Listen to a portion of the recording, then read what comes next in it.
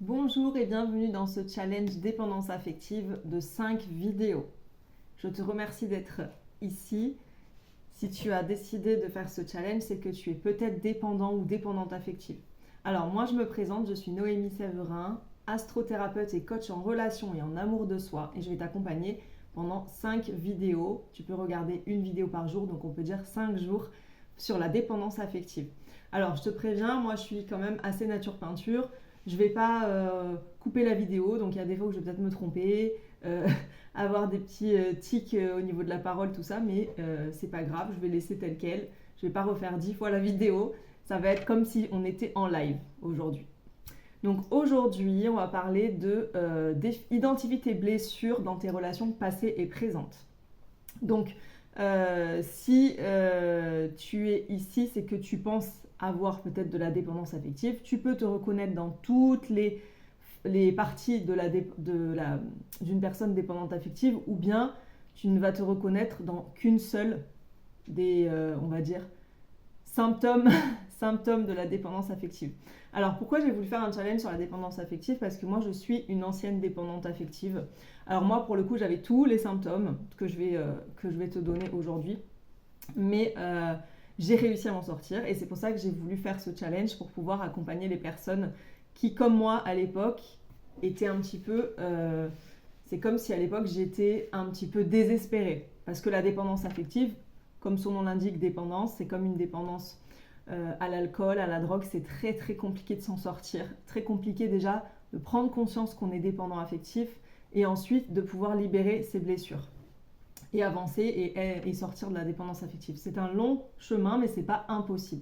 Donc moi, je vais te donner les clés en 5 vidéos, des outils, des clés. Bien sûr, ce n'est pas non plus un claquement de doigts, en un claquement de doigts que tu vas sortir de cette dépendance affective, bien sûr, parce qu'il va falloir faire du travail derrière, être accompagné, ça ne se fait pas tout seul comme ça, mais au moins tu vas pouvoir là, dès aujourd'hui, pouvoir déjà prendre conscience du fait que tu es dépendant affectif ou dépendante affective, savoir quelles sont tes blessures à travailler, avoir des déclics, des outils aussi. Donc aujourd'hui, on va parler donc des blessures de tes anciennes relations.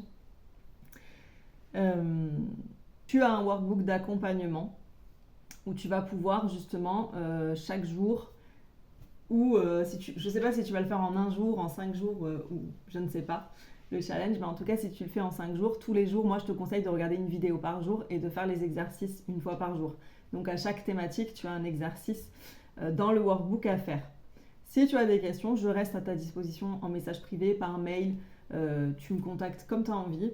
Mais je suis là pour répondre à tes questions et t'accompagner s'il y a des questions, des questionnements et des doutes. Mais de toute façon, à la fin de chaque vidéo, je vous ferai un petit récapitulatif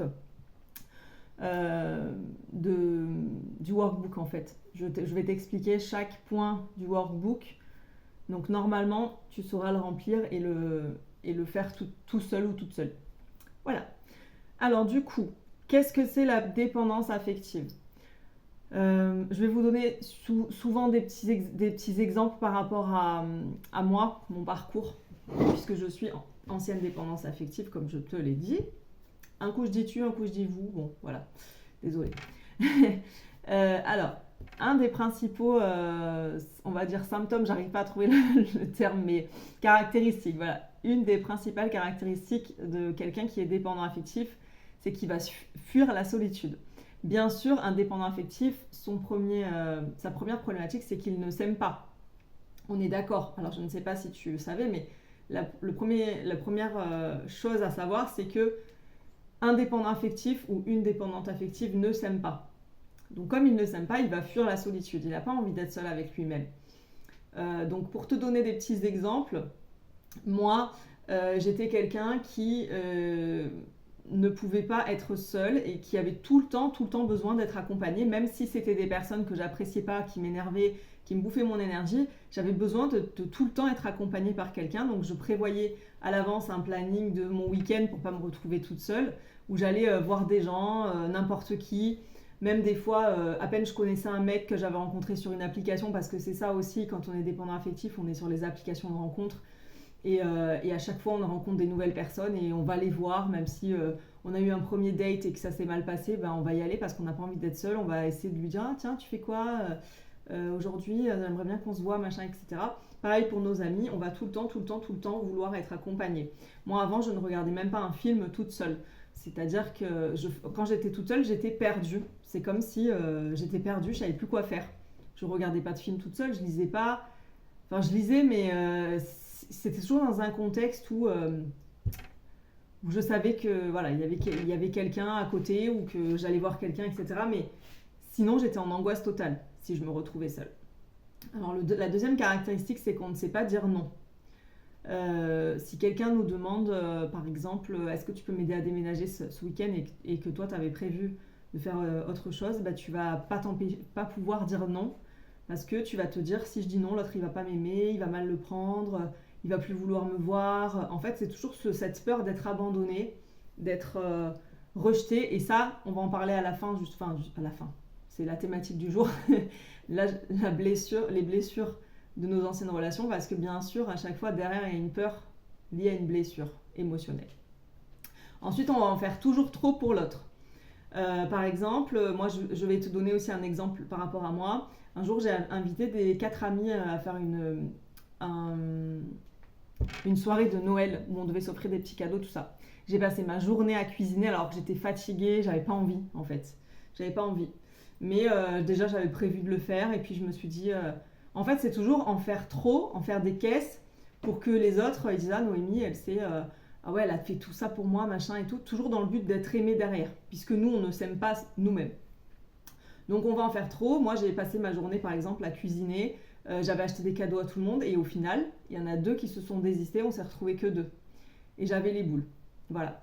Et en fait, c'est toujours en faire trop pour les autres, toujours plus. C'est pas qu'on est enfin, oui, quelque part, on est quelqu'un d'autre, on n'est pas soi-même, puisqu'on va en faire des caisses pour pouvoir plaire aux autres. Mais c'est quand même des choses qu'on aime bien faire à la base. Hein. Moi, j'adore cuisiner, mais là, c'était trop, en fait. J'ai fait de l'entrée au dessert, je sais pas combien de plats, j'avais fait un apéro dînatoire, je crois, avec plein de choses à faire. Dans toute la journée, j'étais fatiguée, j'avais pas envie, et en fait, c'est ça, c'est ne jamais se forcer. C'est qu'il ne faut jamais se forcer pour quelqu'un, jamais en faire des caisses, alors que nous, au fond, on n'aurait pas envie de le faire comme ça. Ça ne veut pas dire qu'on ne peut pas cuisiner pour les autres, mais il faut avoir envie, en fait. Il ne faut pas se mettre dans une situation où on ne va pas s'écouter et on ne va pas avoir envie de le faire et on va quand même le faire pour les autres. Donc du coup, oui, forcément, on n'est pas 100% soi-même, puisqu'on va toujours montrer quelqu'un de parfait, être au service des autres, rendre plein de services, être aux petits soins pour les autres, se sacrifier pour les autres, penser aux autres en premier. Donc effectivement, on n'est pas soi-même. En amour, c'est pareil, hein, que ce soit... En fait, moi, je vous parle des relations amicales et amoureuses. Hein. On va être différent, on va pas être 100% soi-même parce qu'on va vouloir aussi s'adapter à l'autre, être parfait aux yeux de l'autre. Donc si l'autre, par exemple, n'aime pas tel ou tel truc, ben, on va pas le faire. On va pas le dire parce que même si on aurait envie. Donc on a forcément une peur profonde qui est que l'autre nous quitte, nous abandonne, nous rejette. Donc du coup, on va avoir tendance à harceler par message, on va devenir toxique pour l'autre en fait. C'est ça surtout. C'est que même si on est dans des relations toxiques, nous on va devenir toxique pour l'autre. Tu vas devenir toxique pour l'autre parce que tu es constamment dans l'attente. C'est-à-dire que si tu es en couple avec quelqu'un, ça vient de commencer, et que tu envoies un message et qu'il ne te répond pas, ou qu'il te répond dans 2 jours, ou qu'il a un comportement bizarre, etc. Parce que oui, bien sûr, quand on est dépendant affectif, on attire des personnes toxiques. Donc forcément, on est dans des relations qui ne sont pas saines ni normales, entre guillemets, normales dans tous les cas. Mais du coup, on va aussi s'imaginer des scénarios. On va devenir un peu parano. On va être jaloux, on va se dire putain, il m'a pas répondu à mon message, donc on va attendre un peu, on va dire attends, je vais pas le harceler, machin.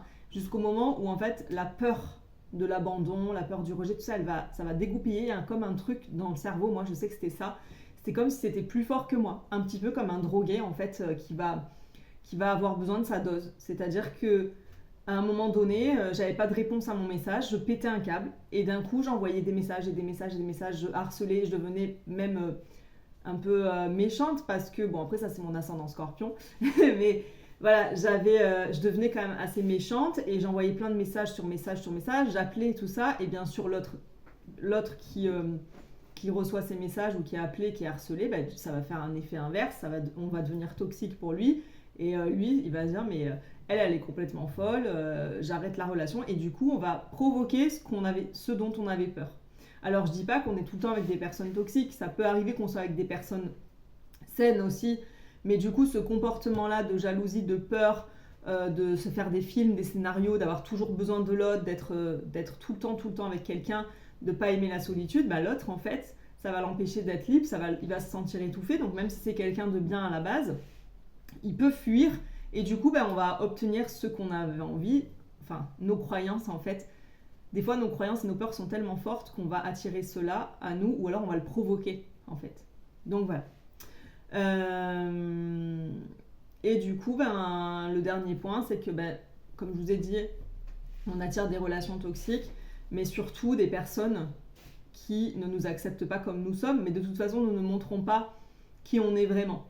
Mais même, c'est des personnes qui vont tout le temps nous reprocher nos comportements, ne pas nous accepter comme on est. Moi, j'avais souvent des reproches parce que je suis quelqu'un qui dit les choses, qui est assez franche, qui est assez nature peinture, qui réfléchit pas forcément aux conséquences de ce qu'elle va dire parce que voilà, je suis un petit peu comme ça. Mais ça, j'avais souvent des reproches de mes ex, alors que mon compagnon actuel, il adore que je sois comme ça. Donc c'est pas parce que on croit qu'on a des défauts, parce que nos anciennes relations, elles nous ont dit oui, toi t'es trop comme ci, t'es trop comme ça, ou t'es pas assez comme ci, pas assez comme ça, qu'on va pas trouver quelqu'un qui va nous correspondre. Le fait d'être soi, d'être 100% soi-même, on va attirer les bonnes personnes à nous. Voilà. En fait, sinon c'est un cercle vicieux. En fait, moi je sais que plus l'autre il me faisait des reproches, plus je me disais je suis nulle, je mérite pas d'être aimée, je mérite pas l'amour. Et du coup, je m'enfermais dans une espèce de négativité qui faisait que je pouvais pas attirer quelqu'un de positif parce que j'étais dans cet engrenage. Donc c'est ça qui est compliqué c'est de ça qui est compliqué à s'en sortir quand on est dépendant affectif, c'est de se dire oui, mais d'accord, moi je sais que je suis quelqu'un de bien au fond de moi, mais en fait, à chaque fois que j'ai eu des relations, ça s'est mal passé, on m'a toujours reproché la même chose, donc c'est que les autres doivent avoir raison. Je sais pas si ça t'est déjà arrivé, mais moi je sais que souvent je me disais je peux pas avoir confiance en moi puisque tout le monde m'a dit que j'étais une merde entre guillemets, donc je sais que je dois être une merde. Et ça, c'est très compliqué de s'en sortir, de pouvoir enfin avoir l'estime de soi, se comprendre, s'accepter, s'aimer. C'est très compliqué quand on a eu que des relations où on nous a tout le temps dévalorisé, de pouvoir enfin prendre confiance en soi et croire en soi, soi-même, sans avoir besoin d'une validation des autres. Et c'est magique parce qu'effectivement, à partir du moment où on commence à s'aimer, s'estimer, c'est là que les relations saines arrivent et qu'on se rend compte que finalement, oui, on a des qualités. On est des êtres humains, on a tous droit de vivre, de prendre notre place dans ce monde. Donc c'est pas parce que certaines personnes nous ont rabaissé qu'on est défini par ce que les autres ont pensé de nous à un certain moment de notre vie. Ça, c'est hyper important que tu le saches et que tu l'ancres bien, que c'est un parcours compliqué de sortir de la dépendance affective, mais c'est possible. Mais c'est vrai que c'est souvent, moi je sais que souvent j'arrivais pas à passer un step parce que j'étais tout le temps dans ce truc de oui mais non en fait ils doivent avoir raison, comment je peux avoir confiance en moi, tout ça. Non, en fait il faut croire que tu es vraiment quelqu'un d'exceptionnel et que tu mérites, que c'est pas parce que tu es quelqu'un de maladroit, c'est pas parce que tu es quelqu'un qui est un peu nature peinture comme moi ou autre que tu ne mérites pas l'amour et que tu ne peux pas être complètement toi-même avec tes défauts et tes qualités, tes parts d'ombre en fait et tes parts de lumière. C'est pas tu peux très bien être aimé par quelqu'un pour ce que tu es entièrement, pour tes défauts et tes qualités. Et ça, crois-moi, moi au début, tous les gens qui me disent ça, je me dis mais n'importe quoi, etc. Il faut quand même changer, tout ça. Oui, on peut évoluer, mais pas changer. On ne changera jamais. On évolue, mais on ne change pas. On a notre personnalité qui est comme ça. Il y a des façons, il y a des moments où on va réagir de telle ou telle manière, ou avec certains comportements. Il y a des limites qu'on a envie de poser avec les autres. Moi, j'ai des limites, des valeurs. Ça, on en parlera plus tard dans les autres vidéos. Mais moi, j'ai mes propres valeurs. Par exemple, mes valeurs, c'est la liberté, le partage, la bienveillance, tout ça. Et ça ne peut ne pas être les mêmes pour toi. Ce qui va faire qu'avec avec les personnes, on va pouvoir poser nos limites si ces personnes dépassent ces valeurs que l'on a définies et que l'on a besoin pour soi. Donc ça ne veut pas dire que c'est sûr qu'il y a des personnes avec qui on ne s'entend pas, des personnes qui ne nous aimeront pas, mais on s'en fout. Le principal, c'est vraiment de s'aimer soi pour pouvoir enfin attirer des relations saines. Voilà. Donc maintenant, on va parler des blessures, du coup. Les blessures, pourquoi c'est important de les reconnaître? Parce que c'est ça qui va nous servir pour poser nos limites. Donc, dont on parlera dans les autres vidéos. Ça va être important de savoir quelles sont nos blessures parce que c'est des choses qui vont nous servir pour ok, j'ai ces blessures, moi mes valeurs c'est ça et ça, moi mes limites elles sont atteintes quand la personne ne me respecte pas, quand la personne elle va dépasser certaines limites. Donc ça c'est important du coup de savoir d'où viennent nos blessures et pourquoi, quelles blessures sont activées quand on est avec quelqu'un, quand on a peur de quelque chose, c'est parce que on a une fausse croyance ou une ancienne blessure qui ressurgit, etc. Donc c'est hyper important de savoir quelles sont nos blessures et les reconnaître. Je ne sais pas si vous me suivez, parce que je pars un peu dans tous les sens, il y a tellement de trucs que j'ai envie de dire que des fois je pars un peu dans tous les sens, et comme je suis hyper sensible, ben j'ai les pensées en arborescence, c'est-à-dire que je vais penser à un truc, puis d'un coup un autre, et hop, ça va me faire penser à ça. Et c'est pour ça que des fois je peux être un peu brouillon, donc j'espère que tu me suis toujours. Et effectivement, c'est vrai que souvent quand on est hypersensible, donc toi tu l'es peut-être aussi, souvent quand on est hypersensible, on est dépendant affectif et on est attiré par des relations toxiques. Malheureusement, c'est comme ça. C'est parce qu'on a des choses à travailler du coup. C'est pour ça que c'est important d'aller définir justement ces blessures parce que elles vont être importantes dans notre processus de guérison. Alors, du coup, il y a différents types de blessures. Il y a les blessures émotionnelles que tu dois connaître, qui sont les 5 blessures de l'âme. C'est des blessures liées à l'enfance. Je vais te les définir après. Ensuite, il y a les blessures karmiques, donc des blessures liées aux vies antérieures. Donc ça, c'est des blessures dont on ne se rappelle pas, puisque c'est dans nos vies passées. Et ça, du coup, avec le thème astral, donc ça, c'est ce que je fais en consultation. Avec le thème astral, du coup, on va pouvoir aller regarder ces blessures karmiques et savoir pourquoi on va réagir de telle ou telle façon dans certaines situations, alors qu'on ne sait même pas pourquoi, mais parce que c'est des choses qui nous appartiennent de vie. Enfin, notre âme, elle s'en souvient, mais nous, on n'a plus la conscience de ça. Et ensuite, les troisièmes blessures, c'est les blessures transgénérationnelles qui appartiennent à vos ancêtres, à tes parents, à tes grands-parents, encore tes arrière-grands-parents, etc., et qui ne nous appartiennent pas. Si on ne guérit pas ces blessures transgénérationnelles, ben en fait, nos enfants vont en hériter, nos petits-enfants, etc., etc. Et en fait, ça continue tout le temps et ça ne s'arrête jamais. Donc ça, c'est important aussi d'aller regarder le transgénérationnel pour guérir certaines choses qui peuvent être aussi liées à la dépendance affective. Alors, ensuite, je vais donc vous parler des 5 blessures de l'âme. Alors, les 5 blessures de l'âme, elles sont liées à notre enfance, c'est des choses qu'on a vécues dans notre enfance. Je vais vous donner des petits exemples. En général, toutes les blessures, on les a. Moi, par exemple, c'est la trahison, mais j'ai aussi du rejet, j'ai aussi de l'abandon et tout. Mais la plus grosse blessure, c'est la trahison. Voilà, ça, c'est la plus importante. Et il va falloir essayer de réfléchir dans vos anciennes relations. Qu'est-ce qui s'est passé quelle blessure a été activée, qu'est-ce qui s'est passé, qu'est-ce qu'il y a des schémas répétitifs qui reviennent. Ça, c'est important. Alors, la première blessure émotionnelle, c'est le rejet. Elle va se manifester quand on se sent non reconnu ou repoussé dans nos relations. On ne se sent pas aimé, on se sent méprisé, on se sent nul, on se sent pas digne d'être aimé ou pas apprécié. Au point que personne ne veut de nous, ou que la personne, enfin pas personne, mais la personne va nous rejeter, enfin va pas vouloir de nous, quoi. L'origine, c'est par exemple des bébés qui n'ont pas été désirés par leurs parents, ou alors les bébés qui, leur maman a vécu dans la grossesse de la tristesse, une maladie, qui a fait que le bébé, la grossesse n'était pas le centre de l'attention de la maman, elle avait autre chose à côté, et du coup l'enfant s'est senti rejeté dans le ventre de sa mère. C'est une blessure qui vient déjà de blessure in utero, comme on dit. Et ensuite, ça va être des enfants qui ont été rejetés pendant l'enfance par leur entourage parce qu'ils n'étaient pas à la hauteur, parce qu'ils n'étaient pas à la hauteur des attentes de leurs parents ou autres. Voilà. Ensuite, il y a la blessure de l'abandon. Donc ça, c'est un sentiment d'être abandonné suite à une rupture ou à l'absence de quelqu'un quand on avait besoin de lui. Par exemple, quand les parents se séparent. On s'est senti en insécurité, seul, pas aimé, abandonné par un des deux parents. Son origine, ça va être des bébés, des enfants qui n'ont pas reçu d'amour, qui n'ont pas reçu l'affection dont ils avaient besoin.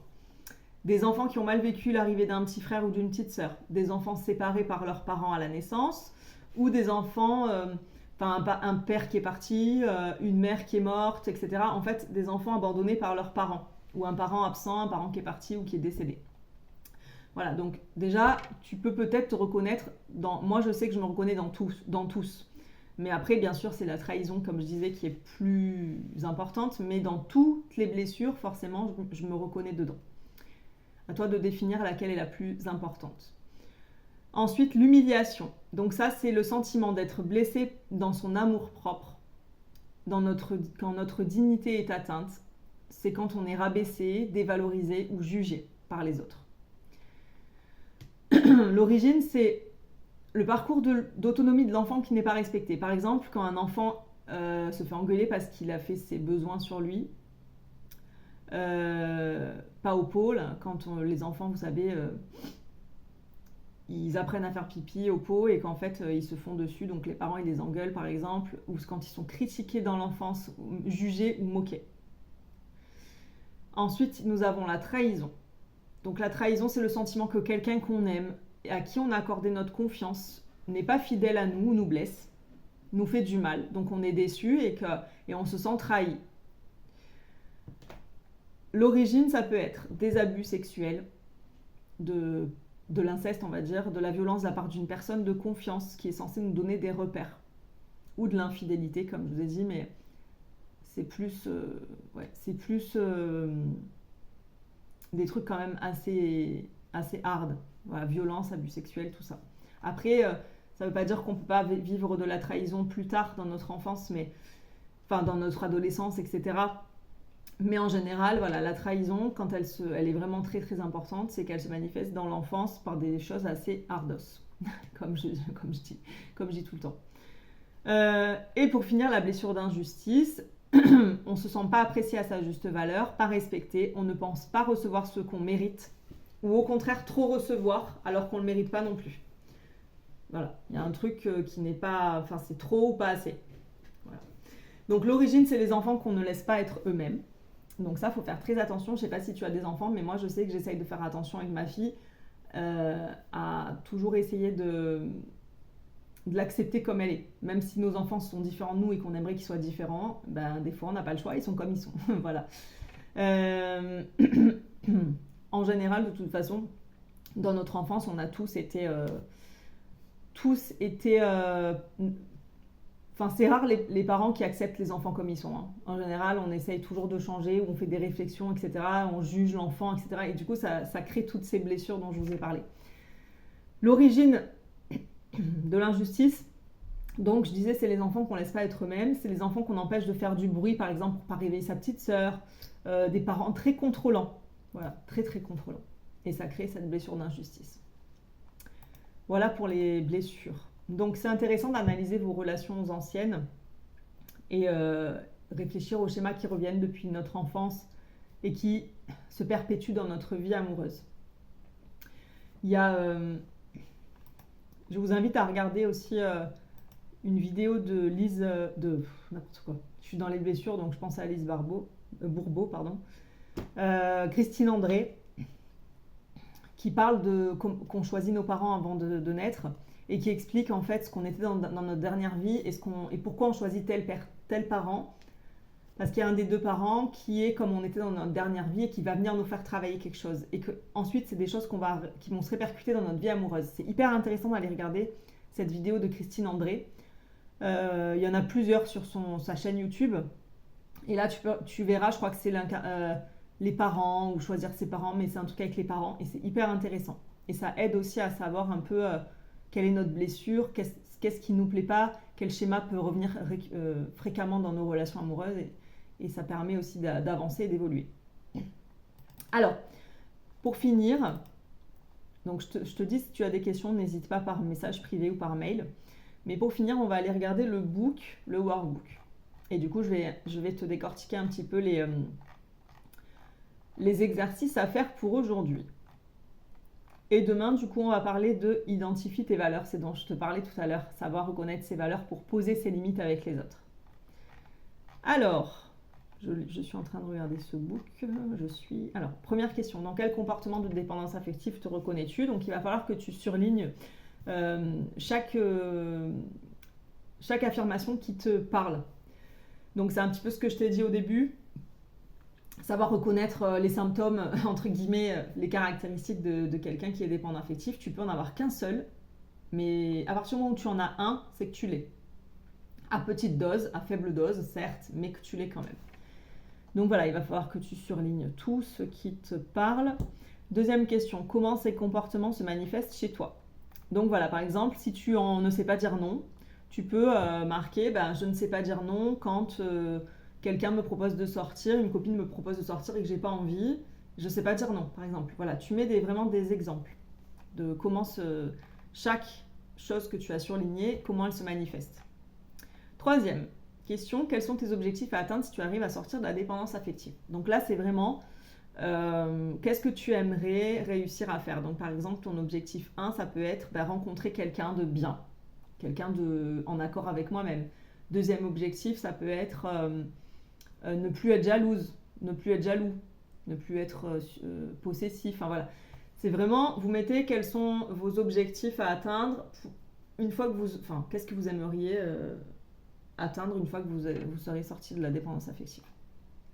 Quatrième, de quelle blessure dois-tu te libérer? Tu vas choisir, tu peux te recentrer, fermer les yeux comme ça, prendre un instant, respirer 3 fois et ensuite imaginer dans ta tête le chiffre 1, 2, 3, 4, les chiffres 1, 2, 3, 4 et lequel t'attire le plus.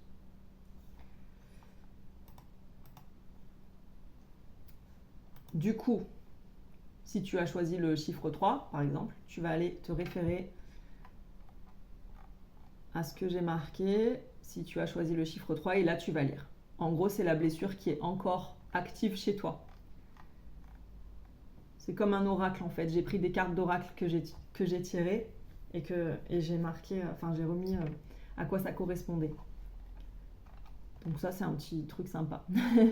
Et le challenge, parce qu'à chaque fois, bien sûr, je donne des challenges parce que sinon, vous ne passez pas à l'action. Dessine tes blessures et publie-les. Dessine tes blessures. Utilise ton intuition et ta créativité. J'avais mis publier sur le groupe Facebook, mais non, en fait, ça c'était avant. Je suis en train de lire un ancien workbook, mais je vais vous le changer. En fait, dessine tes blessures et tu peux me les envoyer en message privé. Si tu as des questions, si tu veux qu'on essaye d'interpréter ensemble qu'est-ce qui ressort. Faut pas réfléchir, c'est comme si c'était du dessin intuitif en fait. Tu dessines tes blessures, ce qui sort, ce que tu peux te mettre en méditation avant de le faire et tout ça, mais vraiment utiliser ton intuition et ta créativité.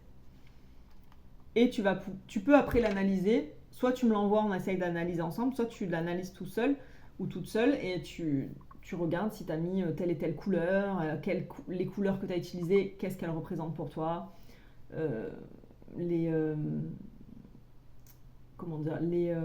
si tu as mis des bonhommes, des personnages, des animaux, enfin peu importe, tu peux analyser tout ça, à quoi ça correspond et qu'est-ce que ça veut te dire en fait, qu'est-ce que ça veut te donner comme message et comme info.